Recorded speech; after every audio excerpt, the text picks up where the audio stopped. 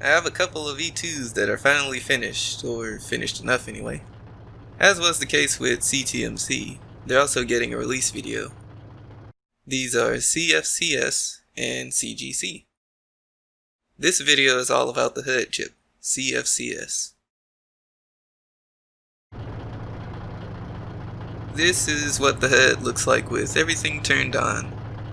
There's a couple of gun bubbles, the tertiary counts bubble, rangefinder and compass bubble, engine dashboard, and tank orientation diagram, aside from the gun sights, of course. Aside from just turning things you don't want off, you can customize the HUD. You can change the colors, including the opacity of the bubbles, the scale of text and their backgrounds, their positions too, and even the font. You can program the chip to have 2 camera settings with different parents, distances, magnifications, and positions which can be swapped between with hotkey. There's a basic ballistic computer included. You laser position and it adjusts the gun for that distance. It won't lead a target for you though.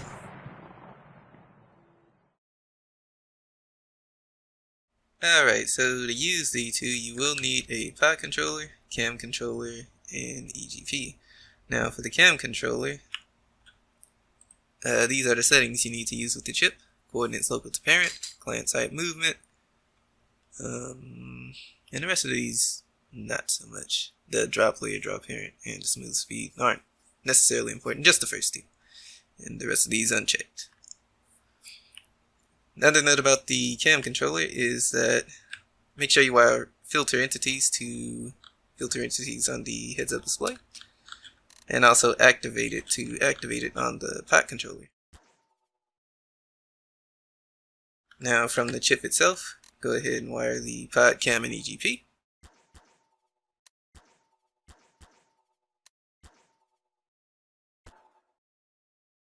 And previous weapon and next weapon go to the pod controller, and that's so that you can scroll to zoom in and out.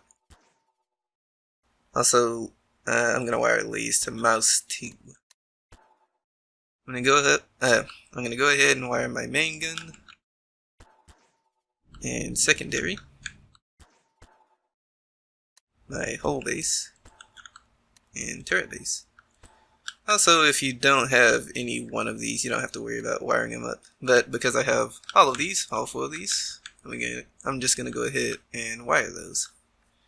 And that should be it for the outside of the chip. So one thing I forgot about is go ahead and wire up your reload inputs from your guns to the chip.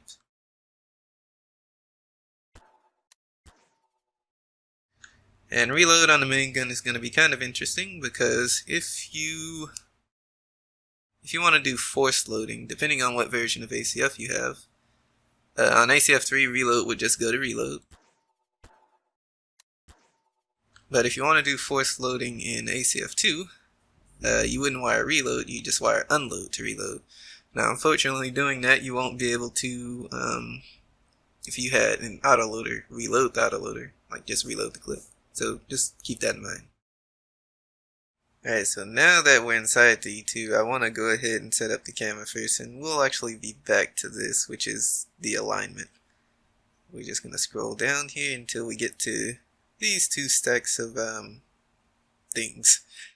Now there are a few examples of how to set this up over here, at third person and a commander's hatch point of view. And you can see that there's an entity, position, distance, and magnification settings.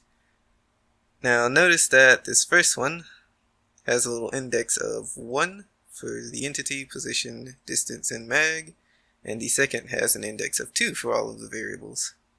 The third person setting should be fine, and this is actually by default what the camera settings are going to be if I just get in the tank. And I'm actually going to set up the commander's hatch on this little tester right here. Now an easy way to do this, since the coordinates are local to the turret base here, which is this ring, which has some weird coordinates, is to just get a prop I'm gonna use a block for this.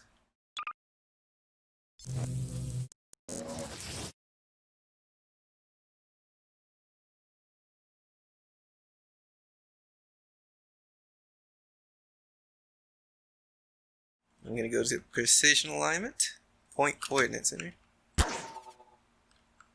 put a point on there, and get the coordinates of that point relative to the turret ring.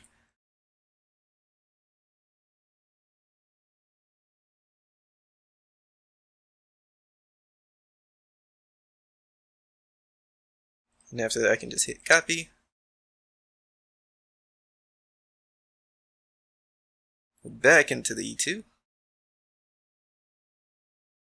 to that second, or the second group of settings really, and just copy paste it in there where it says vector. Okay, now also while I'm here I forgot to mention that the entities that the camera is relative to can be really anything, but I mainly use the inputs. So see, here's the whole base for this, the base plate of the tank. And for the commander's hatch, I'm using the turret ring as the base, but you can also use the gun or secondary gun if you wanted to, and the engine if you want to be weird. But now the distance is mainly useful for like a third person camera, and you can see I have that set to 270 for third person, but 0 for the cupola position, because the camera's going to be centered right there, not far away. Also the magnification, I'm just going to leave it stock to what it is here. So this, for the cupola position, I have 3 magnifications, just 1 by 3 and by 12, and for the third person I just have by 1.4, which is about, from my base FOV of 90, 70 degrees. And that should be fine. So now we can go back and go ahead and align everything. And to start, I'm just going to set show hollows to 1. And basically what you want to do is the base plate's already aligned here, and you can see that the green X points forward, the red Y points to the left, and the blue Z points up. Now the turret ring hollow isn't aligned, and the gun hollow isn't aligned, but for the most part gun hollows will be aligned because, well, I rotated my gun to the side 90 degrees. Now this gun is actually aligned, I didn't rotate this one, so you can see that green X points forward, and Y to the left, and the Z to, well, just up. So let's go ahead and align the gun. So I should just be able to roll that 90 degrees. And that's going to be MG angle.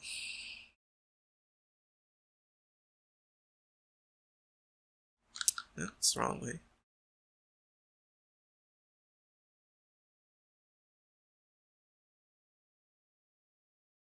Okay, all good. Turret ring is going to be a bit more difficult because the angles are kind of weird, but just working increments of 90 degrees.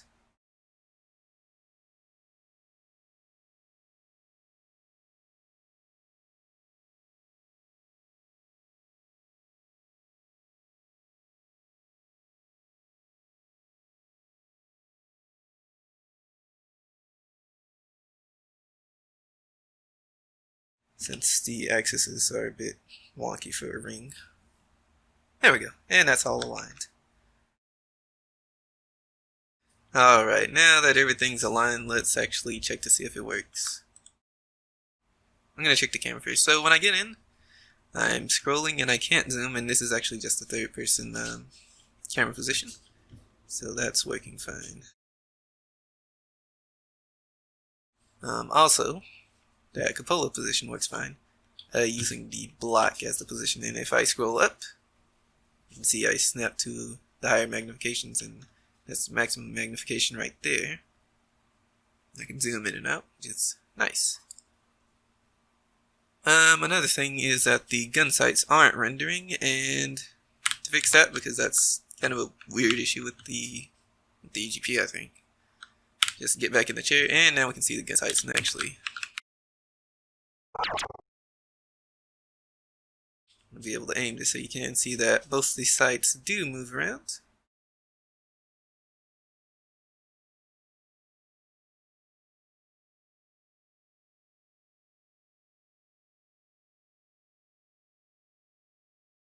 Okay, so next thing I want to check is, or before that, I do want to mention that these are some of the backup sites you get in the chip. So these aren't the range table and that Abrams site that you probably know about by now. But you can see the secondary, because it has a higher traverse than the main gun, gets a little X for its backup site, and the main gun just has a little cross for its site. And you can see that the main gun and secondary, the little bubbles down there, there's no ammo, and well, really I can't even laser anything right now because there's no ammo. But you can see there's a gun name. The reload timer doesn't show anything, it just shows empty. And the laze data is just zeroed out. So that's all working as intended. Next up is the rangefinder. Well, rangefinder and compass. And well, right now that's showing 22 meters, but as I look closer to myself, you can see that that's working fine as well. And the farthest point in this room should be about over there, 32. Also included is heading, and that's in degrees, so 0 is just north, or 360. And you can see as I look around, that updates as well. So that's kind of useful. Next up is the engine dashboard, and I don't have an engine, and my tank's not moving, but yeah, that's working as intended, I guess. And finally is the orientation diagram, which you probably have seen moving around already, but basically, the very top of that orientation diagram is where I'm looking relative to the tank, and you can see when I start moving my gun around, that will display relative to the hole as well.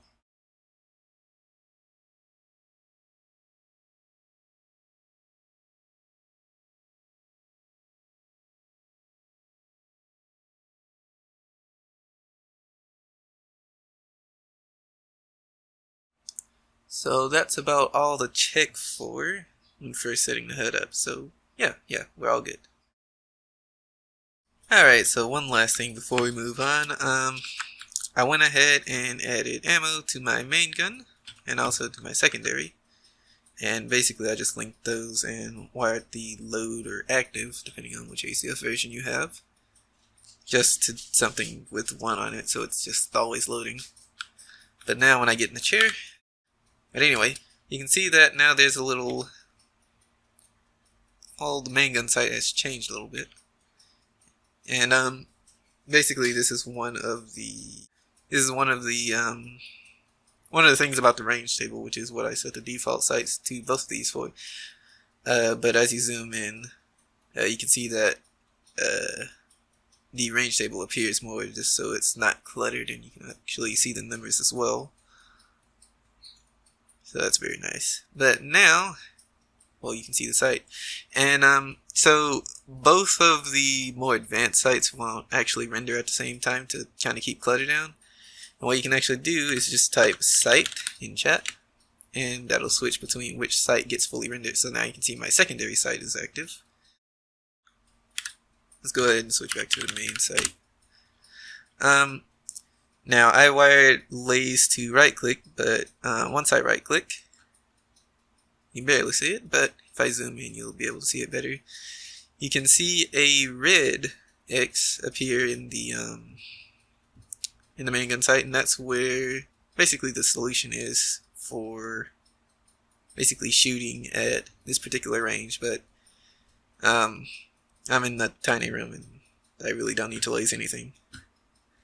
So you can actually see down in the main gun bubble and also the secondary bubble that the range and time did change, at least for the secondary.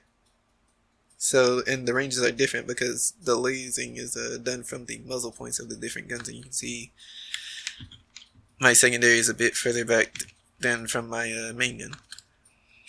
Now there's an alternate way to do lasing. If you type R space and a particular range, so let's say R550, that's how you do a manual laze. And you can see now the cross is much further down at around about where 550 meters would be. And you can actually see the time did change for the main gun and also for the secondary. And that shows up on the secondary side as well. Another thing, if you wanted to unlaze, you could just type R or R0 in chat.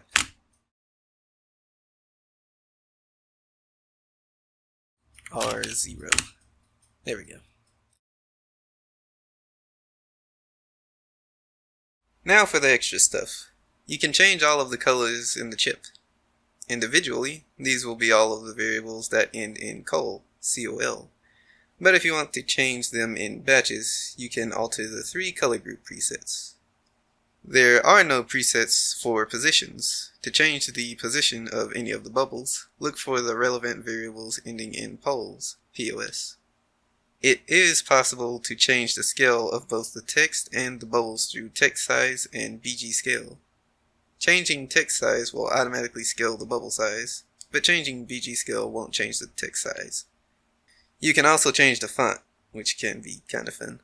There's a few keybinds you can change, and I recommend you check out this page, because it shows all of the possible keys you can bind, basically all of them. Among these are view shift and flare key, or actually IR key. Data debug is a questionable one I left in. It just prints the max range of an ammo, up to 1,200 meters anyway. After that it stops counting, because GMod map sizes. The main use of this was to figure out when the ballistic data had finished building. The chip had a nasty habit of getting stuck in a loop. You can also turn off the little red crosshair and bind the key for lasing. The keybind will only work if the laze input isn't wired to anything. The next few things are interchangeable between the main gun and secondary gun. You can choose from a couple different sights, or no sight at all, using MG sight. 0 will turn the sight off, 1 is the backup sight, a cross for the main gun and an X for the secondary. 2 is the range table, and 3 is the Abrams inspired sight. MG zeroing affects some of the sight behavior. For the backup and Abrams sights, the entire sight will move after lasing to show the shell drop position if this is enabled. The range table doesn't move. Instead, this just draws a little X over where the shell should drop. Since I'm talking about moving sights, the angle offset outputs should get a shout out. They're aiming offset angles. They also come cant corrected for if the tank is on a lateral slope. It's pretty neat to use with the backup and Abrams sight. Kinda funky to use with the range table though. You can also bind a different key for reloading here. MG offset is probably one you will never use. Basically, if your gun doesn't rotate about the center, and you know the new rotation point, you'd put it here. It's supposed to account for a problem in the ballistic computer, but it really doesn't matter all that much. MG bubble just toggles the gun bubbles on or off. You can also name your guns, and if you leave the quotes empty, a name will be generated through ACF. The reload timer can be toggled as well as the laze data with these 2 variables. Also, the estimated time of flight and range are outputs on the chip. They work even if you turn the data off. And these were requested by Doitsu Ryoku for stuff like proximity fuses. The chip can also handle your ammo for you here. And it uses arrays. The first number in the array, or the first string in the array is the keybind, and the second is the ammo name. So you can see I have 1, or key number 1 on my keyboard for armor piercing, or just AP, and 2 for heat. Alright, now I have my 2 ammo types. The first is AP and the second is HE, and I'm doing this to show that the names have nothing to do with how the chip recognizes ammo. Now the first thing I need to do is actually link my gun.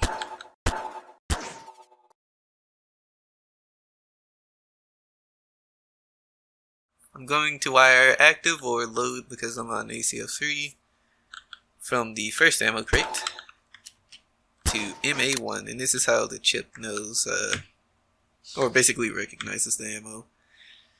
So this, if I wire that AP crate to MA1, its counts will be shown under the AP bubble. And I'm just going to wire load from my HE to MA2, which will show up as heat because that's what I named it. So that should be all. Now I'm going to go ahead and update my chip here. And when I get in, you can see that I now have AP and heat. And if I press my 2 key, you can see it cues a heat chill. And I can switch back to AP. And I also can do forced loading. Well, actually, it's going to even load it. The gun wouldn't fire, but now I have a shell loaded. I can cue my HE rounds, which show up as heat. You can see the range table does change because I'm using a slower round for that. Another thing is that you can also do force loading. But if I go ahead and hit 1 again, it force loads AP. Now, it's also possible to have ammo belts, and what I mean by that is you can see how I have my original AP crate here, but I also have an AP HE crate. And basically, both of these actives are wired to MA1, and if I get in my chair again, you can actually see that their counts are combined, 3 from the AP crate, and 6 from the AP HE plus 1 again.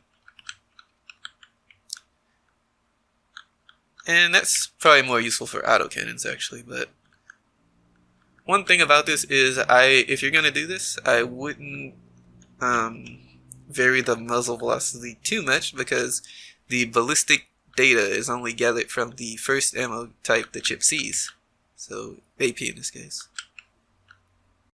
Another nice thing about the chip is that you can have the miscellaneous displayed numbers here called tur counts, and you can turn it on and off with TC bubble. And the way you do this is similar to how you did the ammo counts, or not ammo counts, but different ammo types for the main gun, except there's no key to activate these and they just show up. So these are strings and they are top down. You can have you can have a maximum of 5 of them, and I'm just gonna go with these, fuel and coax. Likewise, what you have the and actually it's from the E2 to the things you want it wired, but the order you have the items wired affects where they're displayed. So the first item I set up was fuel, so I'm gonna wire tur 1 to fuel. Also, another thing is I have 2 ammo crates. Now what I can actually do is, that doesn't get in the way. What I can actually do is have an add gate here, and let's just say I had multiple crates of 7.62 that I just wanted to throw in a tertiary count. I could use an add gate and actually wire my second tur input to the output of the add gate. Go ahead and update the E2 as well. And now you can see my fuel and coaxial ammo count show up.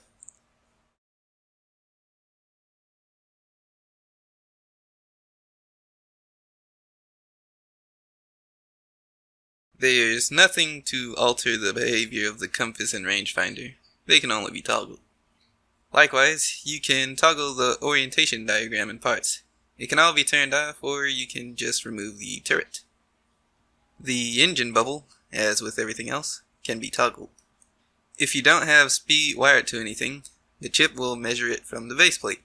Speed mul is a multiplier to make that number a little more readable. The speed measured from the base plate is in inches per second. Since we're here, I'll mention that gear num and gear string do effectively the same thing. They tell the chip what gear to display in the engine bubble. I'm also going to take this opportunity to plug CTMC, which has a string and a number output you can wire to the HUD. That's everything involving how to use the various parts of the chip. So, in order for the ballistic computer to work, it needs to gather data.